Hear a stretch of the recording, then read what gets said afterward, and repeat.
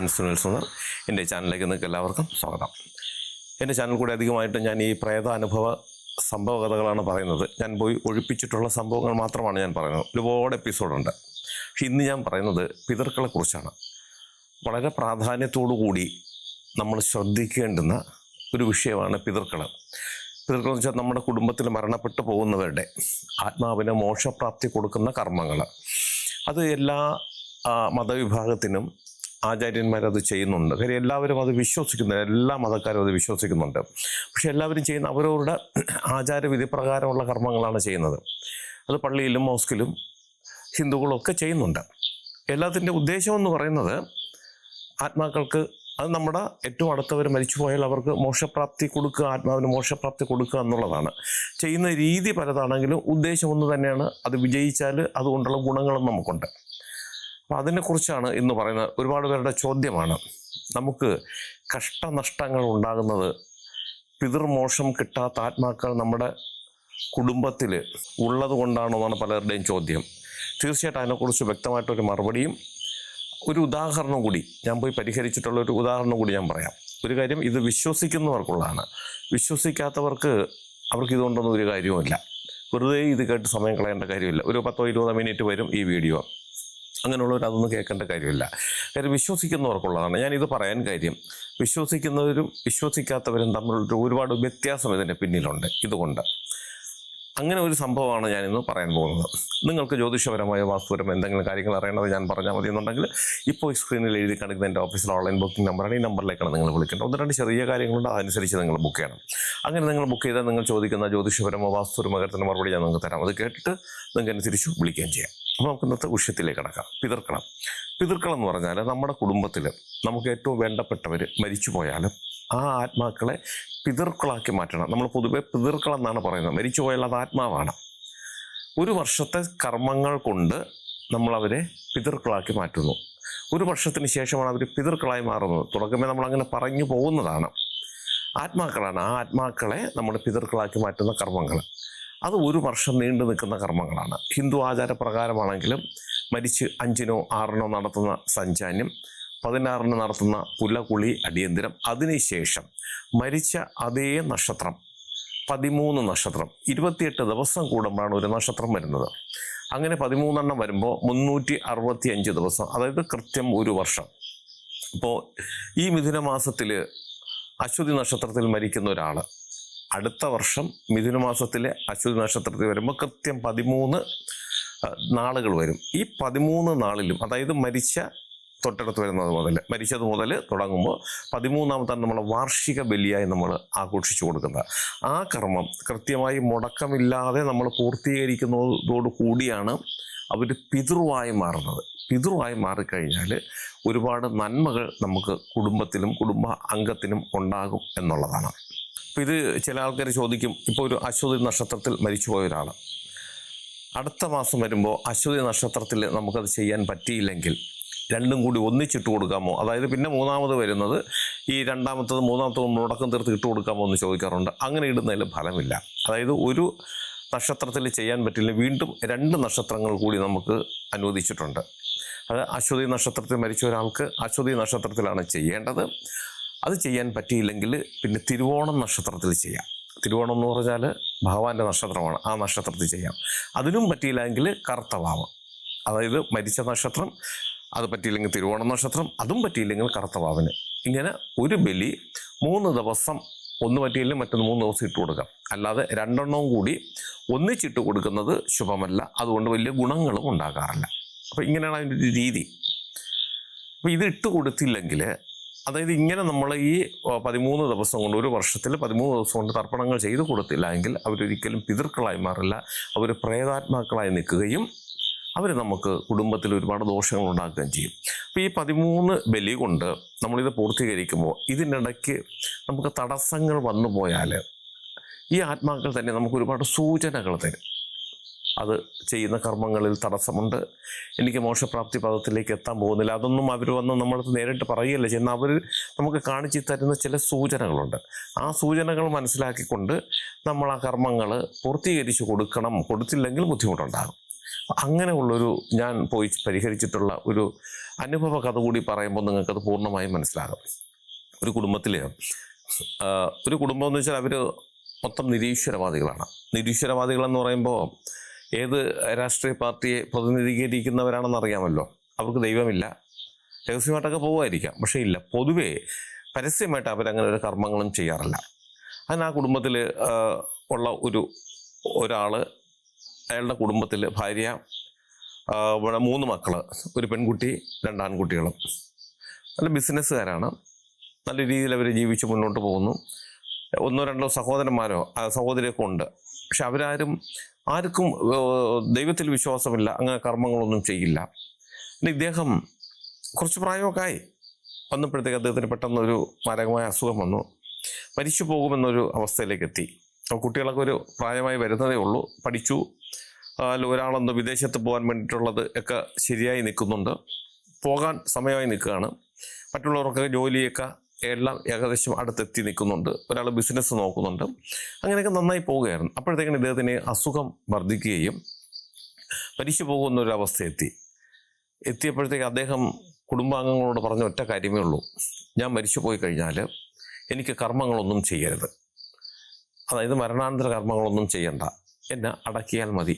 അതാണ് എൻ്റെ ആത്മാവിന് മോക്ഷപ്രാപ്തി എന്ന് നിങ്ങൾ ആഗ്രഹിക്കുന്നുണ്ടെങ്കിൽ എനിക്ക് അതായിരിക്കും നല്ലത് എന്നുള്ളൊരു വിധത്തിൽ അദ്ദേഹം കാര്യങ്ങൾ പറഞ്ഞ് അവരെ ഏർപ്പാട് ചെയ്തു. അപ്പം ഭാര്യ, മക്കൾ ഇദ്ദേഹത്തിൻ്റെ, അവർക്കൊന്നും അത്ര അങ്ങോട്ട് വിശ്വാസം ഇല്ല ഇദ്ദേഹത്തിൻ്റെ കാര്യത്തിൽ പറയുന്നതിനകത്ത്. അവർ ഈശ്വര വിശ്വാസികളാണ്. ആ ഭാര്യ വളർന്നു വന്ന നല്ലൊരു ഈശ്വര ചിന്തയുള്ളൊരു കുടുംബത്തിലാണ്. അതുകൊണ്ട് അവർക്ക് ഈശ്വരാധീനമുണ്ട്. പക്ഷേ അവർ ക്ഷേത്രത്തിൽ പോകാനോ നന്നായി പ്രാർത്ഥിക്കാനോ വീട്ടിലൊരു വിളക്ക് കത്തിക്കാനോ പോലും ഇങ്ങനെ സമരം ചെയ്യണം ഇങ്ങനടുത്ത്, എങ്കിൽ മാത്രമേ പറ്റുള്ളൂ. ആ ഭാര്യയും അവരുടെ വീട്ടുകാരും കൂടി ചേർന്ന് മക്കൾക്കും ചെറിയൊരു ഈശ്വര വിശ്വാസമൊക്കെ ഉണ്ടാക്കി വെച്ചിട്ടുണ്ട്. എങ്കിലും അച്ഛനും അച്ഛൻ്റെ കുടുംബക്കാരുമാണ് അടുത്ത് താമസിക്കുന്നത് കൊണ്ട് അവർക്കൊന്നും സ്വതന്ത്രമായിട്ടൊന്നും അങ്ങോട്ട് ആചാരം നടത്താൻ പറ്റുന്നില്ല. അങ്ങനെയാണ് ഇദ്ദേഹം ഇങ്ങനെ വരുന്നതും. ഇദ്ദേഹം ഇങ്ങനെ ഒരു വാക്ക് പറഞ്ഞു വയ്ക്കുകയും ഇദ്ദേഹം മരണപ്പെടുകയും ചെയ്തു. മരിച്ചു കഴിഞ്ഞതിന് ശേഷം അവരുടെ ഇദ്ദേഹത്തിൻ്റെ സഹോദരന്മാർ വന്നിട്ട് അവരെല്ലാവരും കൂടി ഒരു രീതിയിലും ഇദ്ദേഹത്തിൻ്റെ കർമ്മങ്ങളൊന്നും ചെയ്യാൻ സമ്മതിക്കാതെ അവരുടെ രീതിയിൽ അവർ അടക്കം ചെയ്തു. ഈ അടക്കത്തിന് ശേഷം അപ്പം ഈ ഭാര്യ, മരിച്ചുപോയ അങ്ങനെ ഭാര്യയുടെ വീട്ടുകാർക്കൊക്കെ ആഗ്രഹം ഉണ്ടായിരുന്നു, മരുമകനല്ലേ, അവരുടെ ആചാരപ്രകാരം അടക്കണമെന്നുള്ള. പക്ഷേ ഈ ഒരു ചിന്താഗതി ഉള്ളതുകൊണ്ട് അവരാരും അതിന് തയ്യാറായില്ല. പിന്നെ അവർ പറയുന്നതെല്ലാം അനുസരിക്കാൻ പറ്റുള്ളൂ ചെയ്തു. മരണം കഴിഞ്ഞൊരു 6 മാസത്തിനിടയ്ക്ക് വെച്ചിട്ട് ആ കുടുംബത്തിൽ ഒരുപാട് ബുദ്ധിമുട്ടുകൾ വരുന്നു. വിദേശത്ത് പോകാൻ വേണ്ടി ലക്ഷങ്ങൾ കൊടുത്തു നിന്ന അവന് അത് പൂർണ്ണമായും ആ ചാൻസ് നഷ്ടപ്പെടുന്നൊരവസ്ഥ. മുന്നോട്ട് പോകുന്നില്ല. ഇന്ന്, നാളെ, മറ്റന്നാൾ, അടുത്ത ആഴ്ച, അടുത്ത മാസം എന്ന് പറഞ്ഞ് പോകുന്നു. അവസാനം ഒരു 3 മാസം കഴിഞ്ഞപ്പോൾ ഇവരെല്ലാം കൂടി ചേർന്ന് ആ പൈസ തിരിച്ചു ചോദിച്ചു. ലക്ഷങ്ങളുണ്ടായിരുന്നു, ആ പൈസ തിരിച്ചു കിട്ടുന്നില്ല. ഒന്നും എത്താത്തൊരവസ്ഥയായി. ഇന്ന് ജോലി കിട്ടുമെന്ന് പറഞ്ഞിരുന്ന മകൾക്ക് ജോലി കിട്ടാതെ വരുന്നു. മറ്റൊരു മകൻ ബിസിനസ്സിൽ ശ്രദ്ധിച്ചിരുന്നു, നല്ല രീതിയിൽ പോയിക്കൊണ്ടിരുന്ന ബിസിനസ് പാടെ തകർന്നു. അവർക്ക് അതെല്ലാം നഷ്ടത്തിലേക്ക് പോകുന്നു. അങ്ങനെ ആ കുടുംബത്തിൻ്റെ സാമ്പത്തിക അവസ്ഥ കൂപ്പുകുത്തുന്നൊരവസ്ഥയിലെത്തി. അപ്പോഴത്തേക്ക് ഈ ഭാര്യയും 3 മക്കളും സ്വപ്നം കാണുകയാണ്. ഈ ചടങ്ങുകളൊന്നും ചെയ്യണ്ട എന്ന് പറഞ്ഞ് നിരീശ്വരവാദിയായി ജീവിച്ച ആ മനുഷ്യനെ കാണുന്നത്, സ്വപ്നത്തിൽ കാണുന്നത്. അപ്പം നിങ്ങളും ചില ആൾക്കാർക്കൊക്കെ ഈ അനുഭവങ്ങൾ ഉണ്ടായിരിക്കും. അയാൾ മുഷിഞ്ഞ വസ്ത്രമിട്ട് വന്ന് നിൽക്കുന്നു, വിശന്ന് വന്ന് നിൽക്കുന്നു, ആഹാരം ചോദിക്കുന്നുണ്ട്, ദാഹിച്ച് വലഞ്ഞു വന്ന് വെള്ളം ചോദിക്കുന്നുണ്ട്, രോഗം വന്ന് കിടക്കുന്നത് പോലെ കിടക്കുന്നുണ്ട്. അതായത് ഇദ്ദേഹത്തിന് എപ്പോഴും ഒരു ദുഃഖിച്ചുള്ള അവസ്ഥയിലാണ് ഇദ്ദേഹത്തിന് സ്വപ്നം കാണുന്നത്. അത് പകലായാലും രാത്രിയായാലും. മക്കളോ, ഈ 4 പേര്, 3 മക്കളും ഈ ഭാര്യ മാറി മാറി കാണുന്നുണ്ട്. അയാൾ വന്ന് എന്തൊക്കെയോ പറയുന്നുണ്ട്, എന്തൊക്കെ ആവശ്യപ്പെടുന്നു, വളരെ ദുഃഖത്തോട് വന്ന് ആവശ്യപ്പെടുന്നുണ്ട്. പക്ഷെ ഒന്നും ഇവർക്ക് അങ്ങോട്ട് മനസ്സിലാകുന്നില്ല. അപ്പോഴത്തേക്കാണ് ഈ തകർച്ച 6 മാസം കൊണ്ട് പൂർണ്ണമായും അവർ തകർന്ന് തരിപ്പണമായെന്ന് വെച്ചാൽ അങ്ങനെ പോയില്ല, എങ്കിലും വന്നുകൊണ്ടിരുന്ന വരവും പ്രതീക്ഷകളും എല്ലാം നഷ്ടപ്പെട്ടു. ഇങ്ങനെ നിരന്തരം സ്വപ്നം കാണുന്നു. അങ്ങനെ അവരുടെ വീട്ടിൽ ആ സ്ത്രീ അവരുടെ വീട്ടിൽ കാര്യം അവതരിപ്പിക്കുന്നു. അപ്പം അവരെല്ലാം വിശ്വാസികളാണ്. അവരിപ്പോൾ ജ്യോതിഷം നോക്കുമ്പോൾ ഇദ്ദേഹത്തിന് ആത്മാവിന് മോക്ഷപ്രാപ്തി കിട്ടിയിട്ടില്ല. അദ്ദേഹം ജീവിച്ചിരുന്നപ്പോൾ അങ്ങനെ പറഞ്ഞെങ്കിൽ പോലും മരിച്ചതിന് ശേഷം അദ്ദേഹം ഇങ്ങനൊരു ആവശ്യമായിട്ട് കർമ്മങ്ങൾ ചെയ്യണമെന്നുള്ള ഒരു ആത്മാവിൻ്റെ ആവശ്യം തന്നെയാണ് ഈ സ്വപ്നങ്ങൾ കൊണ്ട് മനസ്സിലാക്കേണ്ടതെന്ന് പറഞ്ഞ് മനസ്സിലാക്കുന്നു. അങ്ങനെ അവർ പോയി ഈ മരിച്ചുപോയ അദ്ദേഹത്തിൻ്റെ സഹോദരന്മാരോട് പറഞ്ഞപ്പോൾ അവർക്കും ചെറിയ ബുദ്ധിമുട്ടുകളൊക്കെ വന്നു തുടങ്ങി. അവരിലും പലരിലും ഇങ്ങനെ സ്വപ്നം കാണുന്നുണ്ട്. ഇദ്ദേഹം വീണ്ടും മരിക്കുന്നതായിട്ടും വെള്ളത്തിൽ വീണ് മരിക്കുന്നതായിട്ടും തീ കത്തി മരിക്കുന്നതായിട്ടും അങ്ങനെ ആണ് അവർ കാണുന്നത്. അപകടത്തിൽ അദ്ദേഹം മരിച്ചു പോകുന്നതും അദ്ദേഹം ഇത് കണക്ക് മരിച്ച് തൂങ്ങി നിൽക്കുന്ന ഏതോ വിജനമായ സ്ഥലത്ത് തൂങ്ങി നിൽക്കുന്നതായിട്ട് അവരുമൊക്കെ സ്വപ്നം കാണുന്നുണ്ട്. അവർക്കൊക്കെ ചെറിയ ചെറിയ പ്രശ്നങ്ങൾ അങ്ങോട്ട് ഉണ്ടായി തുടങ്ങിയിട്ടുണ്ട്. അങ്ങനെ വന്നപ്പോൾ അവർക്ക് മനസ്സിലായി ഇത് നമ്മളിങ്ങനെ ഇതിൻ്റെ പുറത്ത് നമ്മൾ വാശി പിടിച്ചിരുന്നൊരു കാര്യമില്ല, ചടങ്ങുകൾ ചെയ്യണമെന്നുള്ള കാര്യം മനസ്സിലായി. അങ്ങനെ ഇരുന്നപ്പോഴത്തേക്കാണ് ഇവർ പോയിട്ട് ഇങ്ങനെ വന്ന് പറഞ്ഞ ജ്യോത്സ്യനെ കണ്ടു. എന്നെയല്ല കാണാൻ വന്നത്, മറ്റൊരു ജ്യോത്സ്യനാണ്. കണ്ടു നമുക്ക് എന്തെങ്കിലും ചെയ്യണം എന്നുള്ളത്.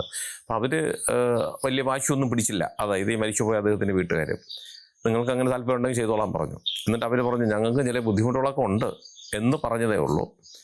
അങ്ങനെയാണ് അവർ എൻ്റെ അടുത്ത് അപ്പം മറ്റേ ചാർത്തൊക്കെ എഴുതി കൊടുത്തു, മോക്ഷപ്രാപ്തി കിട്ടിയിട്ടില്ല, അതിന് മോക്ഷപ്രാപ്തി കിട്ടുന്ന കർമ്മങ്ങളൊക്കെ ചെയ്യണം എന്ന് പറഞ്ഞിട്ട് അത് വലിയ കർമ്മങ്ങളാണത്.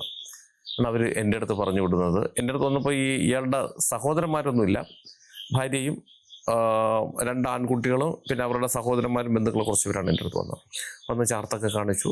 അപ്പോഴത്തേക്ക് ഞാൻ നോക്കി, ശരിയാണ്, അദ്ദേഹത്തിന് ആത്മാവിന് മോക്ഷപ്രാപ്തി കിട്ടിയിട്ടില്ല എന്ന് മനസ്സിലാക്കുകയും ആ കർമ്മം അവരുടെ വീട്ടിൽ അവരുടെ വീട്ടിൽ വെച്ചാണ് കർമ്മങ്ങൾ ചെയ്യേണ്ടത്. അപ്പോൾ അതിൻ്റെ കർമ്മം വെച്ചാൽ മഹാസുദർശന ഹോമം വലിയ രീതിയിൽ തന്നെ ശക്തമായ രീതിയിൽ തന്നെ സുദർശന ഹോമം ചെയ്ത് അതിൽ ലക്ഷ്മി നാരായണ വെള്ളി പ്രതിമ വെച്ചിട്ട് ഈ ആത്മാവിനെ നമ്മൾ ആവാഹിച്ച് വരുത്തി പഞ്ചശുദ്ധി ചെയ്ത് ഈ തൃപ്പാദങ്ങളിലേക്ക് അതിനെ ആവാഹിക്കണം. അടുത്ത ദിവസം രാവിലെ ഇതിനെ കൊണ്ട് തർപ്പണങ്ങൾ നടക്കുന്ന ക്ഷേത്രത്തിൽ പോയി അവിടെ ബലിതർപ്പണങ്ങൾ ചെയ്ത് ഭഗവാന് തിലഹോമമൊക്കെ നടത്തി പാൽപ്പായസത്തിനുള്ള വകയൊക്കെ കൊടുക്കണം. അങ്ങനെ വീണ്ടും 13 എണ്ണം ഒരു വർഷത്തോളം, അതായത് ഈ മഹാസുദർശന ഹോമം ചെയ്ത് ആവാഹിച്ചെടുക്കുന്ന വലിയ കർമ്മമാണ്, അത് ആദ്യം ചെയ്താൽ മതി. അത് കഴിഞ്ഞാൽ പിന്നീട് ഇത് അടുത്ത ദിവസം കൊണ്ടുപോയി നമ്മൾ ബലിതർപ്പണം നടത്തുക. ഇങ്ങനെ വീണ്ടും 13 ബലിതർപ്പണങ്ങൾ മാത്രം, പിന്നെ പൂജ വേണ്ട, സുദർശന ഹോമമൊന്നും വേണ്ട. പിന്നെ 13 അത് 28 ദിവസം കൂടുമ്പോൾ വരുന്ന നക്ഷത്രത്തിൽ 13 ബലി അത് ചെയ്തു കൊടുക്കണം എന്നാണ് അദ്ദേഹം എഴുതി കൊടുത്തതും അതാണ് അതിൻ്റെ വിധിയും. അതനുസരിച്ച് ഞാൻ കർമ്മങ്ങൾ ചെയ്തു കൊടുത്തു. പക്ഷേ ഈ കർമ്മം ചെയ്യുന്ന സമയത്തിന് അദ്ദേഹത്തിൻ്റെ സഹോദരന്മാർ, മറ്റ് ബന്ധുക്കൾ, സഹോദരിമാർ എല്ലാവരും, അപ്പോൾ എനിക്ക് അവരുടെ ഓർമ്മയില്ല, കുറച്ച് പേരുണ്ടായിരുന്നു. അവരെല്ലാവരും കൂടെ അന്നാണ് വന്നത്. അവരെല്ലാം പങ്കെടുത്തു. ഈ ചെയ്യുന്ന കുറച്ച് കർമ്മങ്ങൾ അവരവർ ചെയ്യേണ്ടതായിട്ടുണ്ട്, എള്ളൊക്കെ ഒഴിഞ്ഞ് വയ്ക്കേണ്ടത്, അവരെല്ലാവരും കൂടി ഒരു മടിയും കൂടാതെ ഏത് പ്രസ്ഥാനത്തിൻ്റെ ആൾക്കാരായാലും അവർ പണി കിട്ടിയപ്പോൾ അവരും വന്ന് അതിനകത്ത് പങ്കെടുത്തു, അവർ ചെയ്തു. വീണ്ടും ഇതിന് ശേഷം 6ാമത്തെ ബലി ഏകദേശം അങ്ങോട്ട് 5ാമത്തെ 6ാമത്തെ ബലി കഴിഞ്ഞപ്പോഴത്തേക്ക് നമ്മൾ 13 ബലി കഴിയുമ്പോഴത്തേക്കാണ് നമുക്ക് അതിൻ്റെ പൂർണ്ണമായിട്ട് അതിൻ്റെ ഫലം കിട്ടുന്നതെന്ന് പറഞ്ഞെങ്കിൽ പോലും 5ാമത്തെ 6ാമത്തെ ബലി കഴിഞ്ഞപ്പോഴത്തേക്ക് അപ്പോൾ ഏകദേശം 1 വർഷമായി ഈ ലക്ഷങ്ങൾ കൊടുത്തിട്ട് ഈ വിദേശത്ത് പോകാനായിട്ട്. പെട്ടെന്ന് ആ പേപ്പർ ശരിയാകുന്നു. അയാൾക്ക് വിദേശത്ത് പോകാനുള്ള എല്ലാ വഴിയും തെളിഞ്ഞു കിട്ടി. ഡേറ്റ് വരെ തീരുമാനിച്ചു, ടിക്കറ്റ് വരെ എടുത്തു. പെൺകുട്ടിക്ക് ജോലിയായി, ബിസിനസ്സിൽ ഉയർന്നു, സഹോദരന്മാർക്കുള്ള ബുദ്ധിമുട്ടുകളൊക്കെ മാറി, വീണ്ടും കാര്യങ്ങൾ സ്മൂത്തായി മുന്നോട്ട് പോയി തുടങ്ങി. പക്ഷെ അതിനുശേഷം അദ്ദേഹം ഈ മോശമായ അവസ്ഥയിൽ ഉള്ള ഒരു സ്വപ്നവും അവരാരും കണ്ടിട്ടില്ല. അപ്പോൾ ചോദിക്കാൻ നല്ലത് കണ്ടോ എന്ന് ചോദിച്ചാൽ നല്ലതും കണ്ടു. പിന്നീട് അവരാരും അദ്ദേഹത്തിൻ്റെ സ്വപ്നത്തിലേ കണ്ടിട്ടില്ല. അദ്ദേഹം സന്തോഷിച്ചോ വിഷമിച്ചോ പിന്നെ ആരുടെയും സ്വപ്നത്തിൽ വന്നിട്ടില്ല. അവർക്ക് അത് നന്നായി എന്ന് മനസ്സിലാക്കാൻ സാധിച്ചത് മുടങ്ങിക്കിടന്ന എല്ലാ കാര്യങ്ങളും അവർക്കത് നന്നായി മുന്നോട്ട് പോയി. എല്ലാ രീതിയിലും അവർക്ക് പിന്നെ വളരെ നന്നായി മുന്നോട്ട് പോകാൻ സാധിച്ചു. അവർ 13 ബലിയും അവർ ഇട്ടുകൊടുത്തു. അതിനുശേഷവും അവരെൻ്റെ അടുത്ത് എല്ലാവരും കൂടെയായിട്ട് വന്നിരുന്നു. ഇനി എന്തെങ്കിലും ചെയ്യണമെന്ന് ചോദിച്ചാൽ ഇനി ഒന്നും ചെയ്യേണ്ട കാര്യമില്ല. പിന്നെ കർക്കിടവാവിന് മാത്രം നമുക്ക് എന്തെങ്കിലും ചെയ്തു കൊടുക്കാം. പിന്നെ അവർ ഇപ്പോഴും അവരുടെ ആ ഭർത്താവിൻ്റെ നാളും അതായത് ഓർമ്മയ്ക്കായിട്ട് അവർ ഒരുപാട് നല്ല കാര്യങ്ങൾ അനാഥാലയത്തിലും മറ്റുള്ള പാവങ്ങളെ സഹായിക്കാനൊക്കെ ആയിട്ടൊക്കെ ചെയ്യുന്നുണ്ട്. അദ്ദേഹത്തിൻ്റെ പേരിനൊക്കെ തന്നെ എന്തൊക്കെയോ സംഘടനകളിൽ അവർ ഒരുപാട് നല്ല കർമ്മങ്ങളൊക്കെ ചെയ്ത് മുന്നോട്ട് പോകുന്നുണ്ട്. അപ്പോൾ ഇത് ഞാൻ പറഞ്ഞത് വിശ്വാസമില്ലാത്തവർക്ക് പ്രശ്നമില്ല. അവർക്ക് എന്തൊക്കെ വന്നാലും അവർക്ക് ഇതൊന്നും മനസ്സിലാക്കാൻ സാധിക്കില്ല എന്നുള്ളതാണ്. നമ്മുടെ കുടുംബത്തിൽ ഒരാൾ മരിച്ചു പോയാൽ തീർച്ചയായിട്ടും നമ്മൾ അവർക്ക് വേണ്ടുന്ന മോക്ഷപ്രാപ്തി കർമ്മങ്ങൾ കൊടുത്ത് അവർക്ക് വേണ്ടുന്ന എല്ലാ സൗഭാഗ്യങ്ങളും ചെയ്തു കൊടുത്താൽ നമുക്കും എല്ലാ ഭാഗ്യങ്ങളും കിട്ടും. പിതൃ അങ്ങനെയാണ്. പിതൃവിനെ തൃപ്തിപ്പെടുത്തിയാൽ ഒരിക്കലും നമുക്ക് ജീവിതത്തിൽ പിന്നെ അങ്ങോട്ട് വിഷമിക്കേണ്ടി വരില്ല. എല്ലാ സൗഭാഗ്യങ്ങളും അവർ നമുക്ക് കൊണ്ടുതരും. ഞാൻ ഈ പറഞ്ഞ കാര്യം നിങ്ങൾക്ക് എല്ലാവർക്കും ഉപകാരപ്രദമാകട്ടെ. നിങ്ങൾക്ക് ജ്യോതിഷപരമായ വാസ്തുപരമായ എന്തെങ്കിലും കാര്യങ്ങൾ അറിയണത് ഞാൻ പറഞ്ഞാൽ മതി എന്നുണ്ടെങ്കിൽ ഇപ്പോൾ ഈ സ്ക്രീനിൽ എഴുതി കാണിക്കുന്ന എൻ്റെ ഓഫീസിലെ ഓൺലൈൻ ബുക്കിംഗ് നമ്പറാണ്. ഈ നമ്പറിലേക്കാണ് നിങ്ങൾ വിളിക്കേണ്ടത്. 1-2 ചെറിയ കാര്യങ്ങളുണ്ട്, അതനുസരിച്ച് നിങ്ങൾ ബുക്ക് ചെയ്യണം. അങ്ങനെ നിങ്ങൾ ബുക്ക് ചെയ്താൽ നിങ്ങൾ ചോദിക്കുന്ന ജ്യോതിഷപരമോ വാസ്തുപരമായ കാര്യത്തിൻ്റെ മറുപടി ഞാൻ നിങ്ങൾക്ക് തരാം. അത് കേട്ടിട്ട് നമുക്ക് നേരിട്ട് സംസാരിക്കാം. അതുപോലെ നിങ്ങളുടെ വീടിനോ നിങ്ങളുടെ ഭൂമിക്കോ വാസ്തുദോഷമോ ഭൂമിദോഷമോ അതുപോലെ എന്തെങ്കിലും ദോഷങ്ങളുണ്ടെങ്കിലും അത് ഞാൻ നേരിട്ട് അല്ലെങ്കിൽ ഞങ്ങളെപ്പോലുള്ളവർ അവിടെ വന്ന് നേരിട്ട് വന്ന് കണ്ട് പരിശോധിക്കുന്നതായിരിക്കും ഉത്തമം.